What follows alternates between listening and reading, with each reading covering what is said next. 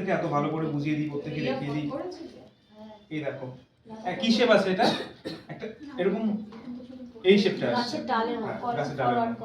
কপালটা যেহেতু ওর একটু ই রয়েছে, কপালটা কি করতে হবে এই যেখানটা দাগ ভালো করে বুঝে ভিডিওতে জুম করে করে নাও সবাই, নাহলে কিন্তু পরে কাজ করার সময় কিন্তু বারবার কোশ্চেন করতে হবে, ভুলভাল কাজ করবে।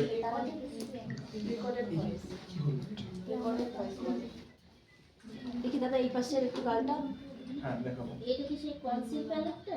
এই যে সেই কনসিলার প্যালেট, দেখুন একটা প্যালেট কিনলে আমার কত কাজ হয়ে যাবে, কনসিল হয়ে যাচ্ছে, আপনি হাইলাইট, এটা দিয়ে হাইলাইটও করতে পারবেন।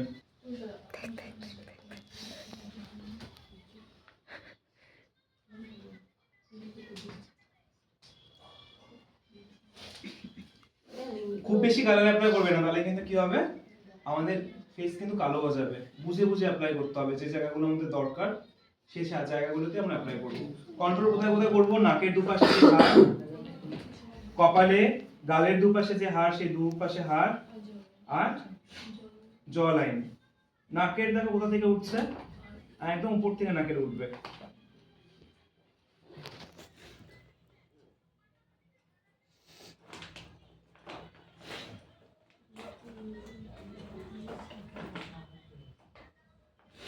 নাকটা এমনি খুব সুন্দর, খুব বেশি কন্ট্রোল করার দরকার নেই। কন্ট্রোল আমরা করেছিলাম কোন যে ব্লেন্ডারটা দিয়ে ফাউন্ডেশন অ্যাপ্লাই করেছি সেটা দিয়ে অ্যাপ্লাই করা যাবে না, তাহলে কি হবে, সাদা হয়ে যাবে। অন্য একটা ব্লেন্ডার আমাকে চেঞ্জ করতে হবে, যে কোনো একটা কম দামি ব্লেন্ডার। ব্লেন্ডারের নাম লিখে রাখো আইম্যাজিক আর ফরএভার। ভালো নিলে ফরএভার, আর কম দামি নিলে আইম্যাজিক, খুব ভালো। যেই জায়গাটাকে আমরা কালারটা অ্যাপ্লাই করেছি সেই জায়গাটাকে ব্লেন্ডিং করতে হবে, ব্লেন্ডিং কিন্তু আমাদের অন্য জায়গায় করলে হবে না।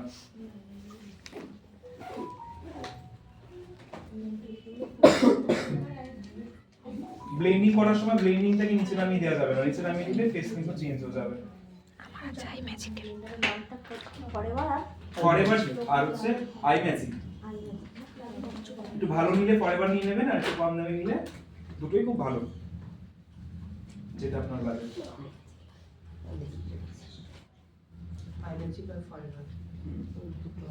আচ্ছা, গালের নিচে দেখো ব্লিন্ডিং এর সময় অনেকটা নামিয়ে দিতে হবে নিচে। কি করছি, পুরোটা নামিয়ে দিচ্ছি।